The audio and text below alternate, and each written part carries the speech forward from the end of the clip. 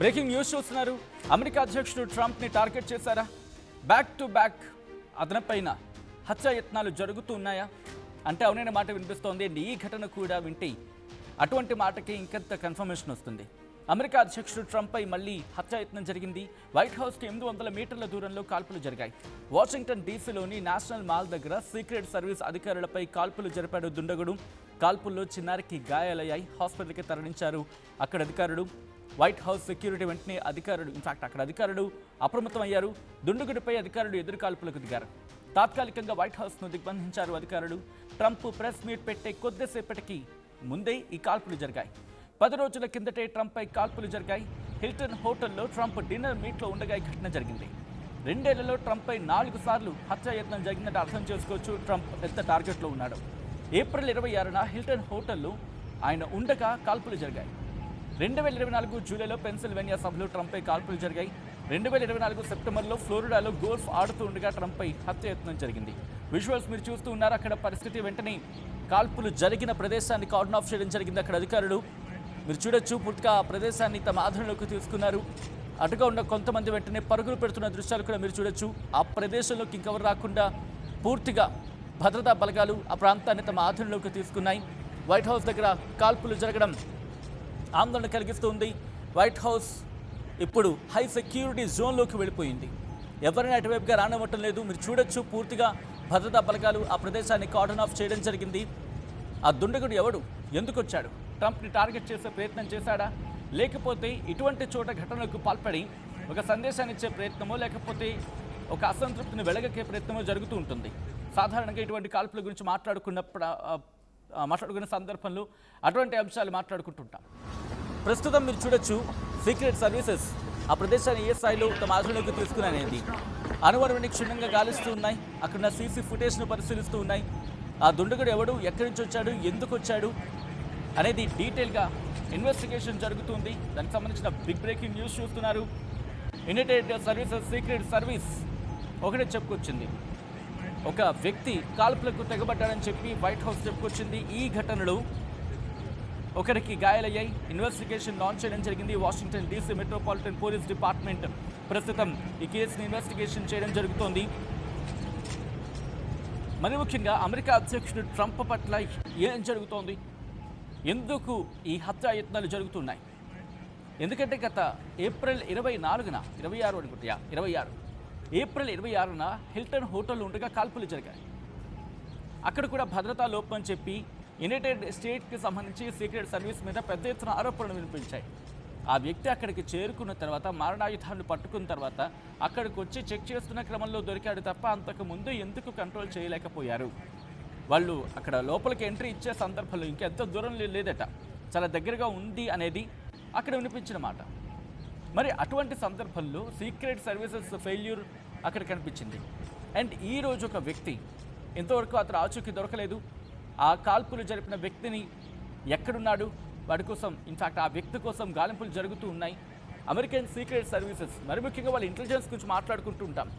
అమెరికాలోనే strongest military అని చెప్పి, ఇన్ఫ్యాక్ట్ ప్రపంచంలోనే స్ట్రాంగెస్ట్ మిలిటరీ అని చెప్పి అమెరికా గురించి చెప్తూ ఉంటారు.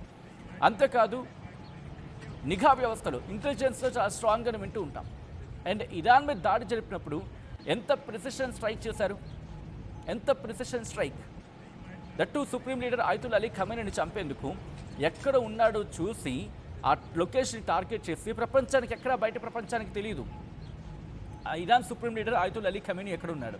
అటువంటి సుప్రీం లీడర్ ఎక్కడున్నాడు, ఎంతమందితో మీటింగ్లో ఉన్నాడు, ఎంత డెప్త్లో, ఆ బిల్డింగ్ ఎంత డెప్త్లో ఉంది, ఆయన ఛాంబర్ ఎంత సెక్యూరిటీ జోన్లోకి ఉంది, ఆఖరి నిమిషంలో ఎలా స్కెడ్యూల్ చేంజ్ అయింది, ఆ స్కెడ్యూల్ చేంజ్ అయిన తర్వాత ఆ ఇన్ఫర్మేషన్ ఎలా క్యాచ్ చేశారు, ఆ ఇన్ఫర్మేషన్ని క్యాచ్ చేసిన తర్వాత యుద్ధం జరుగుతున్న టైంలో అక్కడికి కరెక్ట్గా B-2 బాంబర్ లాంటి ఒక అడ్వాన్స్డ్ ఆ వార్ ప్లేన్స్ని ఉపయోగించి అక్కడికి పంపించి గ్రౌండ్ పెనట్రేటింగ్ బాంబ్స్ అంటూ ఉంటారు, వాటిని రిలీజ్ చేసి, ఇవంత ప్రిసిషన్ స్ట్రైక్ కదా, ఇదంతా కోఆర్డినేషన్ కదా. ఎంత చేసిన అమెరికా మిలిటరీ ట్రంప్ విషయంలోకి వచ్చినప్పుడు ఏం జరుగుతోంది, ఇంటెలిజెన్స్ వ్యవస్థ ఏమైపోతోంది, ఈ ప్రశ్నలు రైజ్ అవుతూ ఉన్నాయి.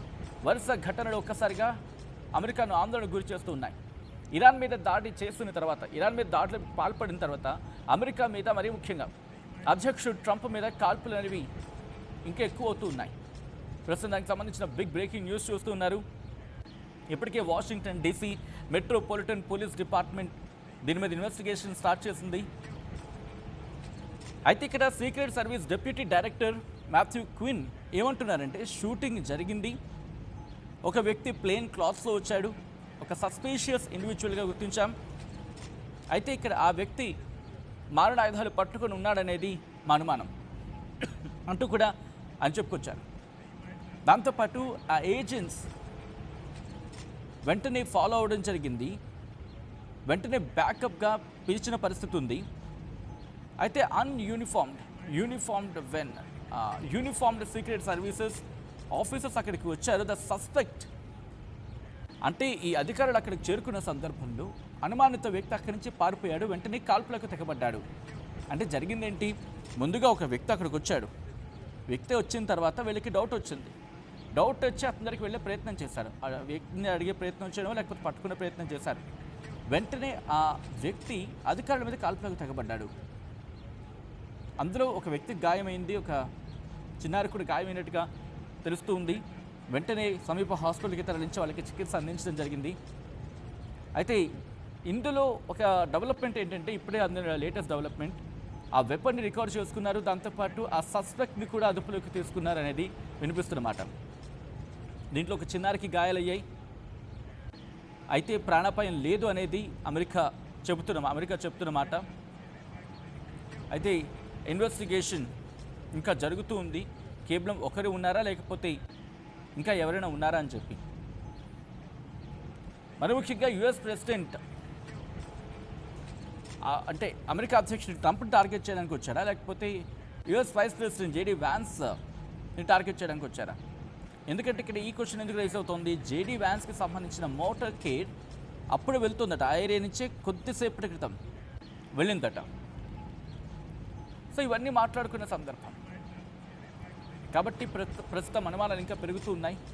ఎందుకు వీళ్ళు కాల్పులకు తెగబడుతున్నారు, అసలు ఇంతకీ వీళ్ళు ఎవరు, ఎక్కడి నుంచి వచ్చారు, ఎందుకు ట్రంప్ని టార్గెట్ చేసుకుంటూ ఉన్నారు, గత కొద్ది రోజులుగా ఎందుకు ట్రంప్ మీద ఇన్ని రకాల దాడులు జరుగుతున్నాయి. అయితే ఈ దాడి అధ్యక్షుడు ట్రంప్ని టార్గెట్ చేసుకున్న దాడా, లేకపోతే యుఎస్ వైస్ ప్రెసిడెంట్ జేడీ వ్యాన్స్ని టార్గెట్గా పెట్టుకుని దాడికి పాల్పడిన సందర్భం.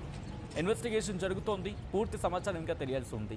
ఈ కథనం మిమ్మల్ని కాస్త కలవరపరచవచ్చు, అయితే మిమ్మల్ని కలవరపాటు గురి చేయడం ఆర్టీవీ ఉద్దేశం కాదు, కానీ ఇటువంటి కథనాలు చూసినప్పుడు కాస్త కలవరపాటు గురే అవకాశం ఉంటుంది కాబట్టి దీనికి సంబంధించిన జాగ్రత్తలు తీసుకోవాలని ఆర్టీవీ సూచించడం జరుగుతోంది. This is a disturbing content, viewer description is highly advised.